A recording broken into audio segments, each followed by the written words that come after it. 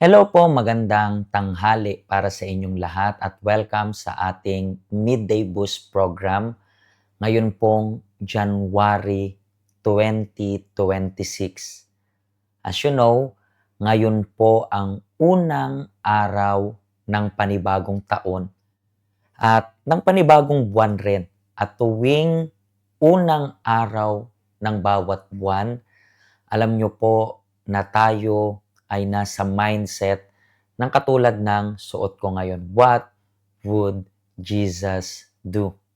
Yan po yung mindset natin para isipin natin kung ano kaya ngayong bagong taong ito, ano kaya yung nais ng Diyos na gawin, pero tayo ang gagawa.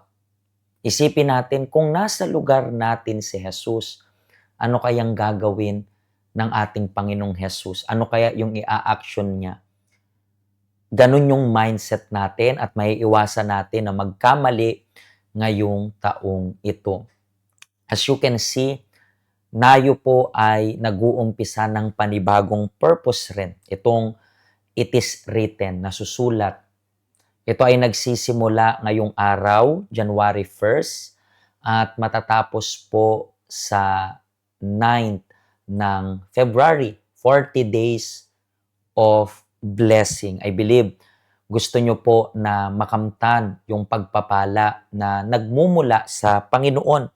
Kaya nga, akala ko yung midday boost natin ay magiging Monday to Friday, pero dahil nasa purpose tayo and then meron kayong bookmark na ito, so i-meditate natin yan every day hanggang sa matapos itong 40 days every day. So ibig sabihin, baka kapag record pa tayo ng video ng Saturday and Sunday rin. In the same way na sinubaybayan nyo ko nung 21 days fast of Daniel. So subaybayan nyo rin po itong 40 days. Ilalagay ko rin ito sa YouTube para at least meron tayong playlist na pwede ninyong makita kung ano yung pwede nating matutunan within 40 days. Alam nyo po na yung 40 days, kapag sinimulan natin yung isipan natin na konektado sa Panginoon within 40 days na ito, hindi ibig sabihin na matatapos yung 40 days and then di na rin tayo magme-meditate. No, magme-meditate pa rin tayo. Simulan natin itong taong ito na pinapakain yung sarili natin ng salita ng Diyos. I believe, kaka-attend nyo lang ng meeting, unang meeting natin sa taong ito. At alam ko po na napaka-bless. Galing na kayo kagabi sa night vigil. Galing pa kayo ngayon sa unang meeting natin ng taong ito. So I believe na pinagpapala kayo ng Panginoon. Sinisimula natin sa magandang paraan yung taong ito. At katulad rin ng nakita nyo po sa title, tingnan natin yung sa bookmark ninyo. Di ba may bookmark kayo? Tingnan nyo po yung day 1 dyan. Tapos pwede nyo nang i-check yung katabi kasi babasahin natin yan all together sa English sa 9 a.m. sa Voice of Faith and then 12 noon dito sa Tagalog sa ating Midday Boost. So yung verse ay nagsisimula sa ganito, Deuteronomy chapter 28 mula verse 1 hanggang 7. It's written like this. Kung lubos ninyong susundin ang Panginoon na inyong Diyos at gagawin ang lahat ng utos niya na ibinibigay ko sa inyo ngayon, gagawin niya kayong nakakahigit sa lahat ng bansa rito sa mundo. Kung susundin ninyo ang Panginoon na inyong Diyos, mapapasa inyo ang lahat ng pagpapalang ito. Pause lang po ako sa inyo saglit. Kung gusto nyo pong maging bago at pinagpala yung taong ito, nakikita nyo po dyan na merong word na kung. Kung susundin mo daw, mapapasayo yung pagpapalang ito.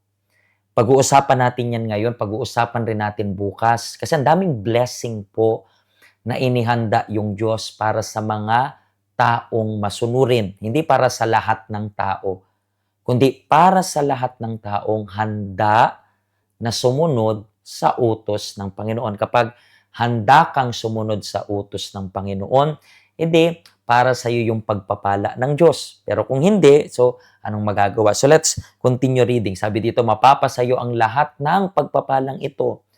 Pagpapalain niya ang mga lungsod at mga bukid ninyo.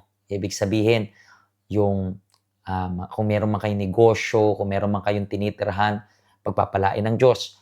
Pagpapalain niya kayo ng maraming anak, ibig sabihin sa family ninyo, masaganang ani at maraming hayop. Pagpapalain niya kayo ng masaganang ani at pagkain. Pagpapalain niya lahat ng ginagawa ninyo. Ipapatalo ng Panginoon sa inyo ang kaaway na sasalakay sa inyo.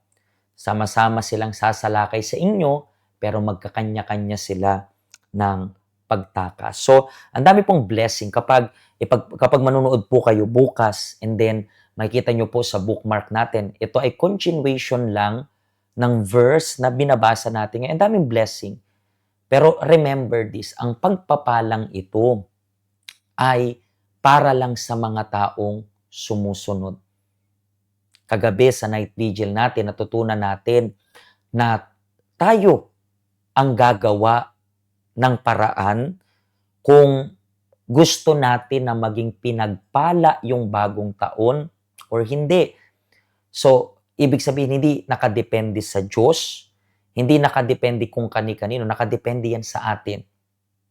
Yung Diyos, maibibigay niya lang yung consequence ng tinatanim natin. So, for example, nasa shirt pa lang natin, what would Jesus do? Kapag ang i-a-action natin ay kung anong i-a-action ng Panginoong Jesus, hindi pagpapalain niya tayo. Sabi doon, let's read it all together, kung lubos ninyong susundin ang Panginoon na inyong Diyos. So, ibig sabihin, merong condition. Ikaw yung pipili niyan. Hindi ka pinipilit ng Diyos. Ikaw ang pumipili sa kung anong magiging future ng buhay ninyo. For example, unang araw ng taong ito, unang araw sa buwan na ito, at nasa kamay mo, nakasalalay, kung gusto mong maging blessed itong bagong taon, or kung gusto mo po na masumpa. Hindi dahil isusumpa ka ng Diyos. Ikaw yung mamimili. Binibigay kong example. 'Di ba?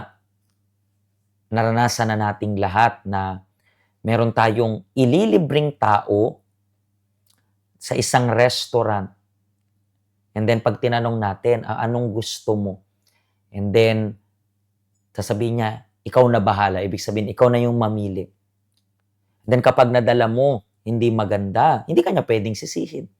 Bakit hindi kanya pwedeng sisihin? Kasi pinili niya na ikaw yung pumili. So kahit sinong sisihin mo, kahit hindi pa ikaw yung literal na namili, pero pinili mong pumili yung iba para sa'yo.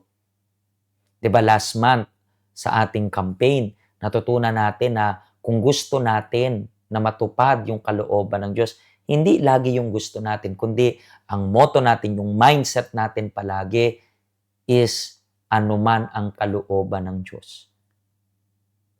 Huwag mong hayaan yung ibang tao yung pumili sa iyo kasi ikaw ang aanin niyan. Hayaan mo, Diyos yung pumili sa iyo. Ibigay mo sa Diyos. Kasi minsan, ang pinakamalaking problema natin is pinagpipray natin yung mga bagay-bagay kapag nasa time na tayo ng anihan. No, mag-pray ka bago ka magtanim. Kung gusto mong nakatayo sa taong 2026, kailangan nyo po na magpakumbaba. Sundin ang kalooban ng Panginoon. Bisitahin mo po kami ngayong weekend. Ito po yung ating address. At ngayong weekend na siguro sa first weekend nitong year na ito, kung saan pararangalan natin yung Diyos sa pamamagitan ng ating ikapu, handog, at lahat ng oras natin sa Panginoon. Even yung oras natin. Hindi nyo lang po napaparangalan yung Diyos sa mga binibigay ninyo na material.